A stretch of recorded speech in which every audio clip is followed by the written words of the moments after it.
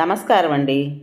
మనం ఇప్పుడు తటవర్తి నాగేశ్వరి గారు రచించిన అసలైన కొడుకు అనే కథను విందామా?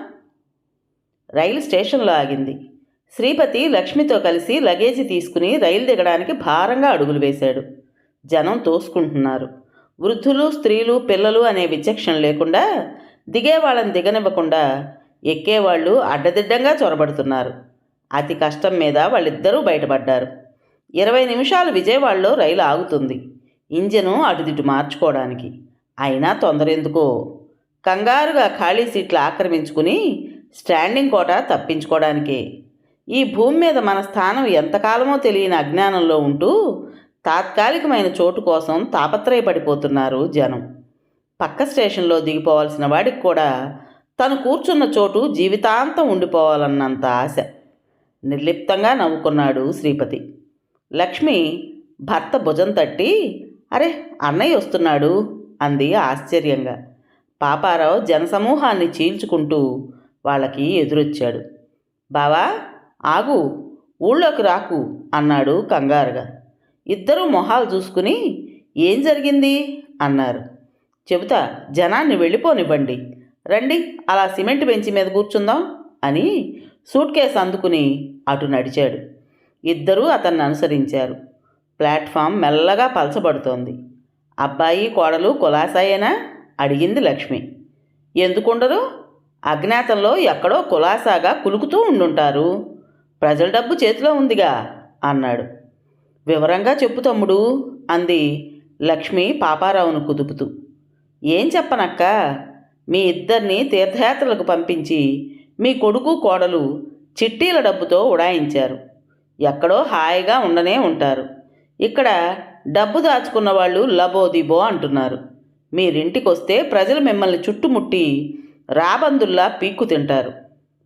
శ్రీపతి తలపట్టుకున్నాడు. కొడుకు పాపాలకు, అతడు చేసిన అప్పులకు తల్లిదండ్రులుగా మిమ్మల్ని జవాబుదారీ చేస్తారు. జరిగే వాటిని మీరు జీర్ణించుకోలేరు, సరిగదా? శేష జీవితం దుర్భరం అయిపోతుంది. ఆలోచించండి అన్నాడు. లక్ష్మి కిన్నురాలై కన్నీళ్ల పర్యంతమైంది. శ్రీనుబాబు ఉద్దేశం ఏమై ఉంటుంది? బలహీనంగా ప్రశ్నించాడు శ్రీపతి. "మీరిచ్చిన 20 లక్షలు, చిట్టీల మీద 40 లక్షలు, వెరసి 60 లక్షలతో పరారైపోయాడు. వాడి మోసబుద్ధి గ్రహించకుండా మీ జీవితానికి ఆధారమైన రిటైర్మెంట్ డబ్బంతా వాడి చేతిలో పోశారు. చూడండి, ఇవాళ మీరు ప్లాట్ఫామ్ మీద మిగిలిపోయారు" అన్నాడు పాపారావు. శ్రీపతికి ముచ్చెమటలు పోశాయి. లక్ష్మి గుండెల్లో దడ ప్రారంభమైంది. పాపారావు అన్నాడు, "మీ అబ్బాయి 2 birds at 1 shot సాధించాడు." "అంటే?" "అంటే ఏముంది? అటు జనం డబ్బు లూటీ చేసి ఇటు మీ డబ్బు దోచి పత్తా లేకుండా పోయాడు. అంతేకాదు, మీ పోషణాభారం కూడా వదిలించుకున్నాడు. ఇది దురాలోచన కాక ఇంకేమవుతుంది?" "అవును పాపారావు, 1 time సెటిల్మెంట్ వల్ల మాకు ఆ 20 లక్షలు తప్ప నెలవారీ పెన్షన్ లేదు. దాని మీద వడ్డీయే జీవనాధారం. దాన్ని బలవంతంగా లాక్కుని బిజినెస్లో పెట్టి మీ భారం నాదే అంటే నమ్మాం. అంతేగాని మమ్మల్ని వదిలించుకునే ప్రయత్నంలో ఉన్నాడని ఊహించలేదు. ఒక్కగానొక్క కొడుకు ఇంత దారుణానికి ఒడిగడతాడా? ఇప్పుడెలా?" అన్నాడు శ్రీపతి. అపరాహ్నం వేళ ప్లాట్ఫామ్ దాదాపు ఖాళీ అయింది. పాపారావు వాళ్ళిద్దరినీ క్యాంటీన్కి తీసుకెళ్ళి భోజనం పెట్టించాడు. ఏదో అటు ఇటు కెలికి తిన్నాం అనిపించారు. "ఇప్పుడేం చేద్దాం? నాకు దారేది? ఎక్కడుండాలి? ఎలా బ్రతకాలి?" "అది ఆలోచించే ఓ ఏర్పాటు చేశాను బావా. ఇట్నుంచిటే మీరు విశాఖపట్నం వెళ్ళిపోండి. మీ అభిమాన పుత్రుడు శంకరంతో ఫోన్లో ఈ విషయంగానే చర్చించాను. అతను కూలంకషంగా అన్నీ అర్థం చేసుకున్నాడు. భయం లేదు, నేనున్నానని భరోసా ఇచ్చాడు. మీకు ఆసరాగా ఉంటానన్నాడు. మిమ్మల్ని జీవితాంతం తన దగ్గరే ఉంచుకుంటానన్నాడు." మబ్బులు దట్టంగా ముసిరిన ఆకాశంలో తటిల్లతల గొప్ప మెరుపు. శ్రీపతి, లక్ష్మి కన్నీళ్లు ఉపుకుతుంటే శంకరం తమ గురించి అంత గొప్పగా ఆలోచించి ఆశ్రయం ఇస్తానన్నాడా అని ఆశ్చర్యపోయారు. కన్న కొడుకు తమని వదిలించుకోవాలని నిర్దాక్షిణ్యంగా ప్రవర్తించినా మరో ఆపన్న హస్తం తమ కోసం సిద్ధంగా ఉందని తెలిసి దుఃఖంలోనూ వాళ్ళ ఆనందానికి హద్దు లేకుండా పోయింది. శ్రీపతి పాపారావు చేతులు పట్టుకుని సజల నయనాలతో కృతజ్ఞతలు చెప్పాడు. అదేమిటి బావా, మిమ్మల్ని కాపాడుకోవడం నా ధర్మం అన్నాడు అతను. పాపారావు బయటకు వెళ్ళి విశాఖపట్నానికి 2 టికెట్లు తీసుకుని ప్లాట్ఫామ్ మీదకి వచ్చాడు. అరగంటలో జన్మభూమి ఎక్స్ప్రెస్ వచ్చింది. పాపారావు సాయంతో అన్రిజర్వ్డ్ కంపార్ట్మెంట్లో ఎక్కి చోటు సంపాదించారు వృద్ధ దంపతులు. బండి కదిలే వరకు కిటికీ నానుకుని కబుర్లు చెబుతూనే ఉన్నాడు పాపారావు. అక్కా బావ చేతులు మెత్తగా నొక్కి ధైర్యం చెబుతూ వీడ్కోలు పలికాడు. రైలు కదిలింది. ఎంత దుస్థితి! ఆలోచనలు తేనెతుట్టెలా చుట్టుముట్టాయి శ్రీపతిని. ఒకచోట తిండికి గుడ్డకి లోటు లేకుండా, ఒకరితో వేలెత్తి చూపించుకోకుండా ఉన్నంతలో దర్జాగా బతికిన జీవితం అక్కడే చెడిపోయిన పరిస్థితి తలెత్తింది. వేరే చోటుకు పారిపోయి తలదాచుకునే దుస్థితి దాపురించింది కన్నకొడుకు మూలంగా. రేపెలా అనే దిగులుతో కాలం వెళ్లదీయాల్సిన గడ్డు రోజులు దాపురించాయి. సరిగ్గా 30 ఏళ్ల క్రితం తాము పిల్లలు లేక ఆవేదన చెందుతున్న సమయంలో ఎవరో నిర్దాక్షిణ్యంగా చెత్తకుప్పలో విసిరేసిన పసికందు శంకరాన్ని అక్కున చేర్చుకుని ఆదరంగా పెంచుకున్నారు. ముద్దు మురిపెన్ చేశారు. శంకరం 5 ఏళ్ల పిల్లవాడయ్యేసరికి శ్రీనుబాబు కడుపులో పడ్డాడు. శ్రీపతి, లక్ష్మి ఆనందంతో కేరింతలు కొట్టారు. ఇద్దరినీ 2 కళ్ళుగా భావించి పెంచుకున్నారు. పెరిగే కొద్దీ వారిద్దరిలో స్వభావరీత్యా వైరుధ్యాలు కనిపించసాగాయి. శంకరం పరాయి బిడ్డైనా శ్రీపతి స్వభావానికి నకలు. తెలివితేటలు, క్రమశిక్షణ, పొందిక, పొదుపు గుణం, పెద్దల పట్ల గౌరవ మర్యాదల వంటి గొప్ప లక్షణాలు పుణికిపుచ్చుకున్నాడు.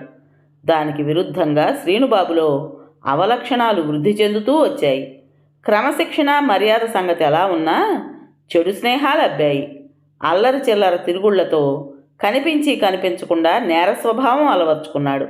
ఇద్దరికీ తండ్రి నుంచి సంక్రమించిన అలవాట్లలో ఎంత వైరుధ్యం ఉందంటే, శ్రీపతి ప్రతి నెల జీతంలో 10% పొదుపు చేసేవాడు. శంకరం తండ్రిని అనుకరించి పాకెట్ మనీ ఖర్చు పెట్టకుండా కిడ్డీ బ్యాంకులో దాచుకునేవాడు. శ్రీనుబాబు మాత్రం తనకిచ్చిన డబ్బు సినిమాలకి, షికార్లకి ఖర్చు పెట్టేవాడు. పైగా అన్న బ్యాంకు పగలగొట్టి డబ్బులు పట్టుకుపోయేవాడు. శంకరం పెంపుడు తండ్రిని అచ్చు గుద్దినట్టు కాపీ చేసి గొప్ప వ్యక్తిత్వం అలవర్చుకున్నాడు.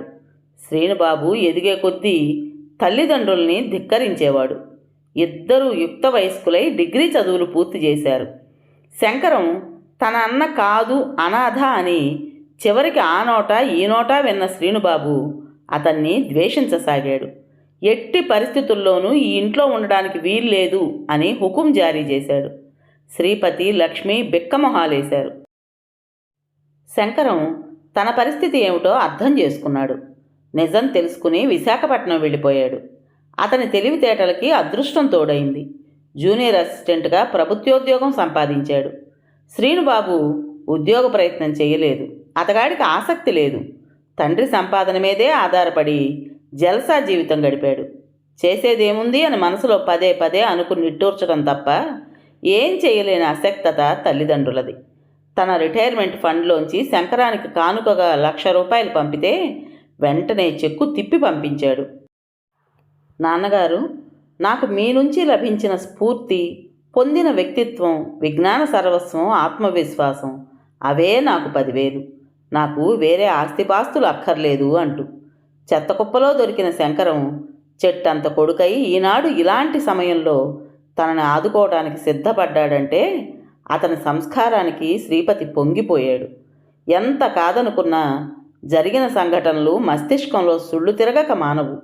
ఉద్యోగ ప్రయత్నం చేయకపోగా శ్రీనుబాబు తను కొత్తగా పెట్టబోయే వ్యాపారానికి పెట్టుబడిగా రిటైర్మెంట్ డబ్బిమ్మని తండ్రిని ఒత్తిడి చేశాడు.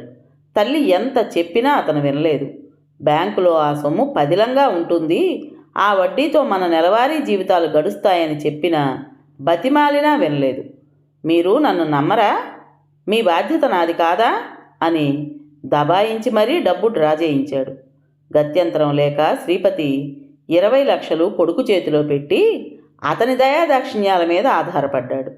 డబ్బు చేతికి చిక్కాక అతని నిర్వాహకం ఏమిటంటే అధిక వడ్డీలకి డబ్బు అప్పివ్వడం, చిట్టీల వ్యాపారం చేయడం, దాదాగిరీ చేసి కలెక్షన్లు గుంజడం. శ్రీపతికి, లక్ష్మికి గుండెలు జారిపోయాయి. బాబు, ఇది మనకు తగని పని. తాత్కాలికంగా నీకు ఎక్కువ వడ్డీలు ముట్టవచ్చు, కానీ తర్వాత అసలు పెట్టుబడి గల్లంతైపోతుంది. చిట్టేల వ్యాపారం మనలాంటి వాళ్ళకి ప్రమాదకరమైనది. ఎవరి వల్ల అనర్థం జరిగినా అంతా మన ఇంటి మీద పడతారు. నువ్వు ఎన్నుకున్న మార్గం సరైంది కాదు అని వాళ్ళు మొత్తుకున్నారు. శ్రీనుబాబు ససేమిరా వినలేదు. శ్రీనుబాబు ప్రవర్తనతో తల్లిదండ్రులు తీవ్ర మానసిక అశాంతికి గురయ్యారు. కొంతకాలం సవ్యంగానే జరిగింది. 15 రోజుల క్రితం అన్ని ఏర్పాట్లు చేసి తల్లిదండ్రుల్ని తీర్థయాత్రలకు పంపించాడు శ్రీనుబాబు. అతడి అంతరంగం అసలు కుట్ర వేరే ఉందని వాళ్ళకి తెలిసేలోపు జరగాల్సిన ఘోరం జరిగిపోయింది. రైలు విశాఖపట్నం దరిదాపులకు వచ్చేసరికి ఇద్దరికీ గుండెలు గుబగుబలాడాయి. రైలు స్టేషన్లో ఆగింది. అమ్మా, నాన్న అంటూ శంకరం పరుగున వెతుక్కుంటూ వాళ్ళున్న భోగి దగ్గరకు వచ్చాడు. ఇద్దరినీ చెరో రెక్క కింద దాచుకుని కౌగలించుకున్నాడు. దిగులు పడకండి, మీకు నేనున్నాను. అమ్మా, నాన్న, మీరు నాతో కలిసి జీవించడమే నా అదృష్టం అంటూ పాదాభివందనం చేశాడు శంకరం. కథ పేరు అసలైన కొడుకు. రచించిన వారు తటవర్తి నాగేశ్వరి గారు. విన్నారు కదండి. మరి ఈ కథ మీకు నచ్చిందా? నచ్చినట్టయితే లైక్ చేసి మరో నలుగురికి షేర్ చేయండి. అలాగే ఈ కథ పైన మీ విలువైన అభిప్రాయాన్ని కామెంట్ బాక్స్లో తప్పకుండా తెలియజేస్తారు కదా. మరి ఇంత మంచి కథను మనకు అందించిన రైటర్ గారికి మనస్ఫూర్తిగా మనందరి తరపున ధన్యవాదాలు తెలియజేసుకుంటూ, కొత్త వాళ్ళు కనుక మన ఛానల్ చూస్తున్నట్టయితే తప్పకుండా సబ్స్క్రైబ్ చేసుకోండి. రేపు మరో మంచి కథతో మీ ముందుకు వస్తాను. అప్పటి వరకు ఉంటానండి.